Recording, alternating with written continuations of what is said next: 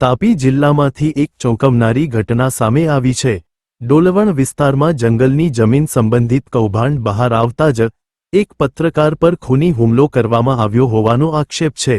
સત્ય બહાર લાવનાર પત્રકારને જ નિશાન બનાવવામાં આવતા સમગ્ર જિલ્લામાં રોષની લાગણી જોવા મળી રહી છે। આ ઘટનાના પ્રત્યાઘાતરૂપે વ્યારા સ્થિત સર્કિટ હાઉસ ખાતે પત્રકારોની અગત્યની બેઠક યોજાઈ હતી। બેઠકમાં તમામ પત્રકારોએ એકજૂટ થઈને આવા અસામાજિક તત્વો સામે કડક કાર્યવાહી કરવાની માંગ ઉઠાવી। પત્રકારોએ ચેતવણી આપી છે કે જો પોલીસ તંત્ર તાત્કાલિક કાર્યવાહી નહીં કરે તો તેઓ આંદોલનનો માર્ગ અપનાવશે। બેઠક દરમિયાન પત્રકારોએ જણાવ્યું કે કલમ ક્યારેય ગુંડાઓથી ડરતી નથી। આ હુમલો અમારી હિંમત તોડવાનો પ્રયાસ છે, પરંતુ સત્યનો અવાજ હવે વધુ બુલંદ બનશે। સ્થાનિક પત્રકારો અને સામાજિક આગેવાનોમાં પણ ભારે આક્રોશ જોવા મળી રહ્યો છે। લોકો સવાલ ઉઠાવી રહ્યા છે કે જો પત્રકારો જ સુરક્ષિત નહીં રહે તો સામાન્ય જનતાનો અવાજ કોણ ઉઠાવશે? હાલ સમગ્ર મામલે હવે સૌની નજર પોલીસ તંત્રની કાર્યવાહી પર ટકેલી છે। શું આરોપીઓ સામે કડક પગલાં લેવામાં આવશે કે પછી આ કેસ દબાવી દેવામાં આવશે તે હવે આવનારા દિવસોમાં સ્પષ્ટ થશે।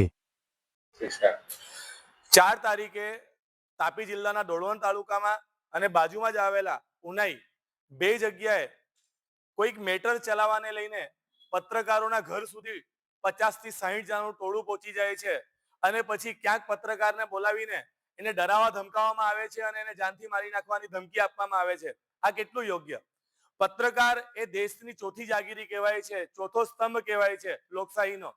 એ એવી ઘટનાઓનો ઉજાગર કરતો હોય છે કે જેના પર તંત્રએ ધ્યાન આપવું જોઈએ। લોકોને જે ઘટનાઓ, જે સમસ્યા હોય છે એને ઉજાગર કરતો હોય છે, પોતાના જીવના જોખમે ઉજાગર કરતો હોય છે।